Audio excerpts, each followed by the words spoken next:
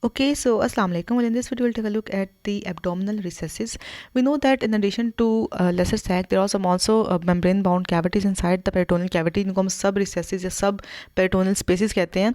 And we need to have an idea of that. So हमें जो recesses या fossa नज़र आते हैं inside the peritoneum, उनमें एक होता है duodenal fossa जो कि in relation to duodenum नज़र आएंगे, right? At the duodenojejunal junction.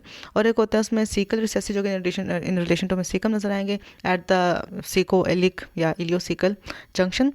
So recesses are basically simply the peritoneum bound spaces और छोटे से pockets या cavities मिल जाते हैं inside the peritoneal cavity जो कि act करते हैं as a bursa for the expansion of the organ during any dilatation, right? So we'll need to look at the duodenal recesses जो कि हैं 5 to 6 in number. उसमें superior duodenal recess होता है, inferior duodenal recess होता है, paraduodenal recess होता है and retroduodenal recess. नाम से उनकी लोकेशन का आइडिया तकरीबन हो रहा है, राइट? और सीकल में फिर superior ileocecal, inferior ileocecal and retrocecal recesses will be there. So पहले हम duodenal recesses की बात करते हैं. At close to a duodenojejunal junction there is some 4 to 5 pocket like pouches of peritoneum, ठीक है, जिसमें superior, inferior, paraduodenal and retroduodenal, इसके अलावा और भी 2-3 होते हैं, वो भी बताती हूँ मैं. So first one is the superior duodenal recess जो कि हमें नजर आता है at level of L1. हमें पता है कि duodenum का जो हमें different parts नजर आए थे L1, L2 and L3 के लेवल पे नजर आए थे, तो उसी रिलेशन में हमें recesses की भी लोकेशन को स्टडी कर सकते हैं. So the first one is the superior duodenal recess which is present in तकरीबन 56% of subjects and it is lying at a level of L2 and it is about 2 centimeter deep recess and its orifice is looking downward as you can see. Then is the inferior duodenal recess जो कि तकरीबन present होता है 75% of subjects में और ये at the level of L2 vertebra present होता है and it will be तकरीबन 3 centimeter deep जो कि तकरीबन deeper है than the superior duodenal recess and its orifice is looking upward as you can see.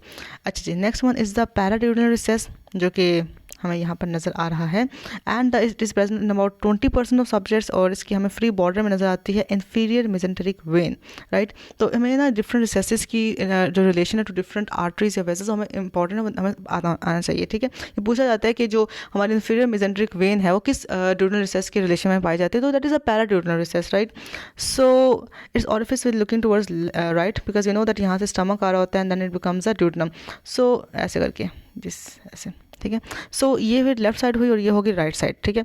So it's orifice will be looking towards right as you can see. अच्छा जी, next one is the retroduodenal recess as the name indicates will be present behind the duodenum. It's present in occasionally ही present होता है ये और it's the largest कहा जाता है, it's the largest duodenal recess, right? और इसका जो ऑरिफिस होता है it's looking towards left and downwards as you can see. ये हिलता क्यों जा रहा है? ओके, ठीक है. So the next one is the duodenojejunal और मेसोकॉलिक रिसेस.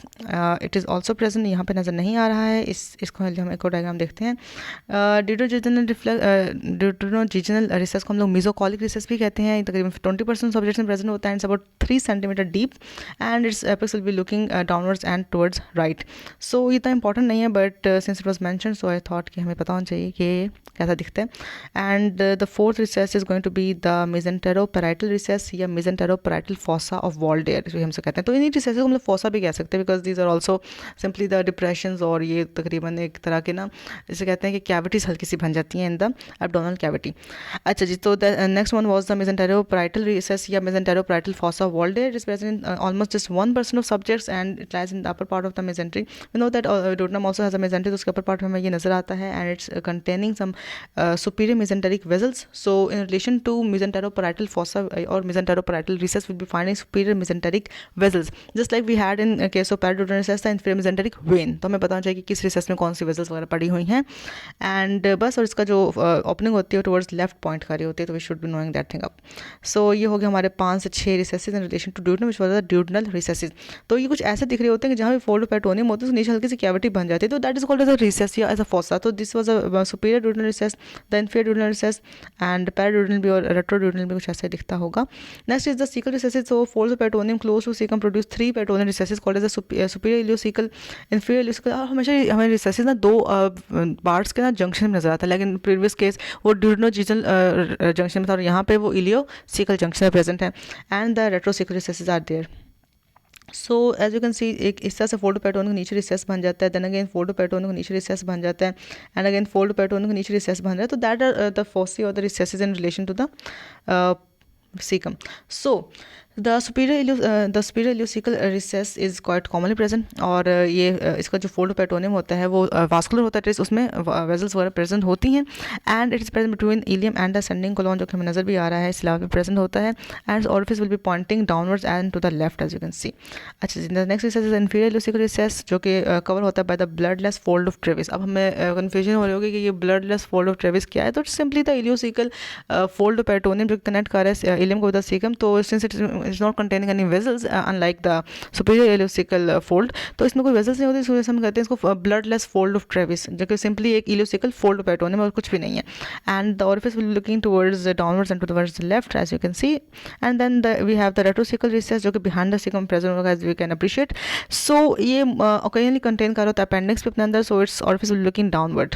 बस इतना ही बताना चाहिए इसके लिए।